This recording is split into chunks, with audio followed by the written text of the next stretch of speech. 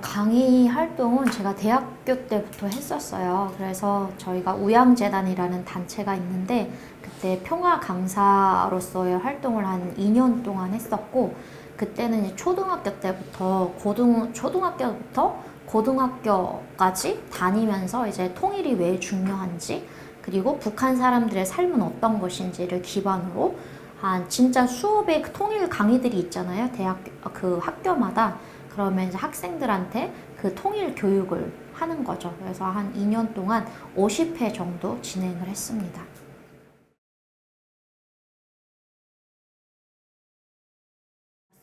지금은 제가 이제 프로젝트 매니저로, 그리고 취업에 성공한 탈북민 선배로서 당당하게 대한민국 국민으로 이제 잘 혼합이 돼서 살고 있잖아요.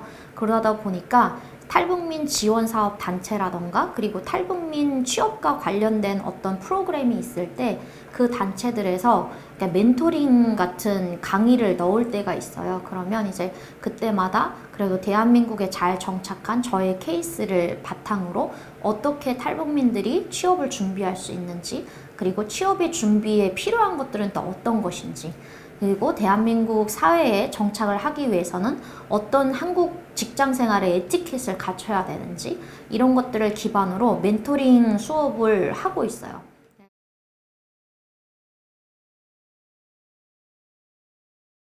일단은 저는 탈북민들한테 취업 멘토링을 할 때 기본적으로 자격지심을 가지지 마라라고 말을 해요. 왜냐면 탈북민들이 차별을 받는 건 맞지만 그 차별로 인해서 그 외적인 환경으로 나의 내적인 강인함까지 그거를 일반화시키면 안 되는 거거든요. 왜냐면 제가 대한민국에 와서 일자리를 얻을 때도 전화를 하게 되면 제 사투리 때문에 저희는 외국인 채용하지 않아요. 저희 북한 사람 채용하지 않아요.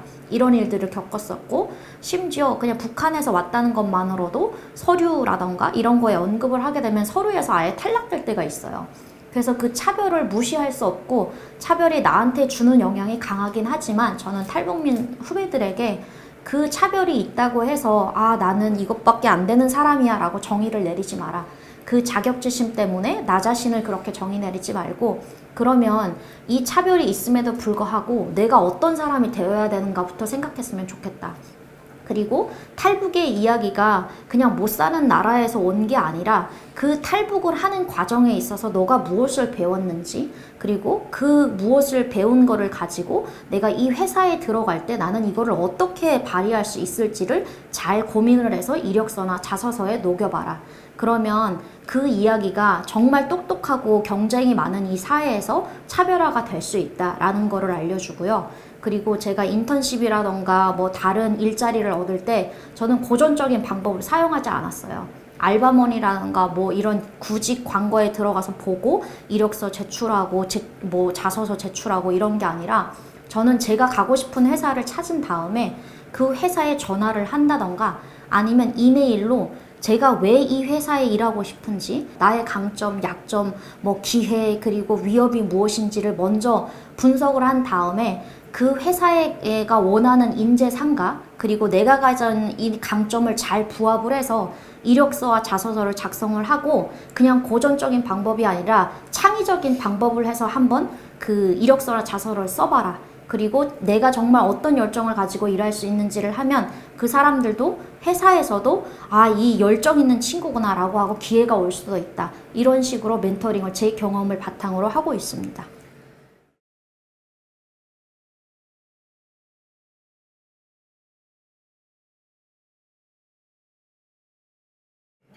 문화 적응에 있어서 일단은 남한과 북한의 회사 문화가 전혀 다르거든요. 북한에서는 그냥 그 나한테 주어진 것만 잘하면 되지만, 한국에서는 나한테 주어진 것 이상의 일을 해야 되는 사회예요. 왜냐면 너무 사람들이 너무 부지런하게 살고 있고, 근데 북한에서 왔는데 그 직장인의 용어도 상당히 모르는 사람들이 많아요. 회사에 들어갔을 때, 나 북한에서 왔다고 나를 차별하는 건가? 이런 부정적인 시각보다는 내가 이거 모르니까 잘 가르쳐 주십시오. 그리고 저는 도움이 필요합니다. 라고 했을 때 모든 동료들이 도와줄 수 있는 사람들이거든요. 나쁜 사람은 없기 때문에.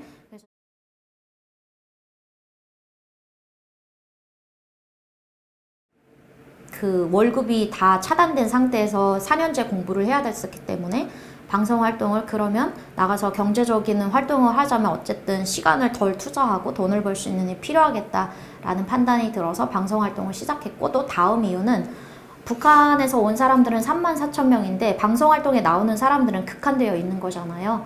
그래서 저의 이야기가 더해지면 조금 더 다양한 시각으로 북한 사람들을 바라볼 수 있지 않을까? 그러면 어떠한 차별이, 그리고 고질화된 이런 북한 사람들의 차별이 덜 해지지 않을까? 라는 바람으로 방송 활동을 시작을 해서 2016년부터 19년까지 이만갑에 출연을 해서 다양한 이야기를 했지만, 사실적으로 방송 활동을 하면서 저는 대한민국 사회, 그리고 자본주의 사회 미디어 산업에 대한 걸 조금 많이 배웠던 것 같아요. 왜냐면 차별을 많이 당하면서 차별을 당하기만 했지 사실 그거를 분석해 봤던 적이 없거든요. 방송 활동을 하다 보니까 나갔을 때 북한의 주제는 정치적인 것과 관련이 되기 때문에 보수 정부가 들어오면 또 어떠한 면에서는 편집이 많이 되고, 진보가 들어오게 되면 평화적인 이야기를 많이 해야 되는, 그래서 저는 그 안에서 그런 상황들을 보면서 약간 그런 생각을 했던 것 같아요. 북한의 소식을 내가 진정으로 전하자가 왔지만 이 편집으로 인해서 또 다른 북한의 이미지가 전해진다는 생각이 들었고, 이런 미디어의 편집, 선택된 편집 때문에 북한 사람들에 대한 차별이 많아진다는 걸 좀 더 많이 배웠던 것 같아요. 그리고 미디어 방송 활동하면서 사실 돈을 경제적인 이유로 나가기 때문에 어떤 사람들은 자극적이고 이런 소리를 해야지만 계속 기회를 찾을 수 있거든요. 그래서 그러다 보니까 저는 자본주의 사회에서는 내가 내 가치를 찾지 않으면 그 누구도 나의 가치를 부여해주지 않는구나. 그때 처음으로 나는 대한민국에서 나의 가치를 당당하게 말하는 사람이 되어야 되겠다.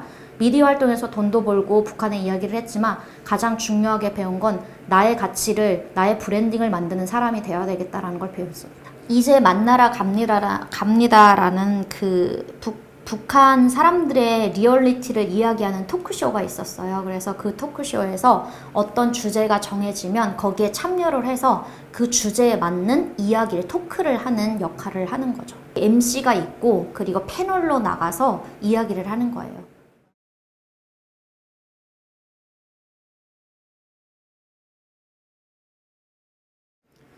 제가 아까 말했던 것처럼 저희 그 단체에서 일을 하면서 이제 커리어 엑스포라는 행사를 진행했던 적이 있어요. 그 커리어 엑스포는 탈북민 후배와 선배가 직접 만나서 서로의 정보를 공유를 하고 어떻게 대한민국에 잘 정착을 해서 경제적 자립을 이룰 수 있는지. 근데 거기에 탈북민 선배로서 어떤 은행에서 17년간 일하는 과장님이 오셨어요. 탈북민 선배로서.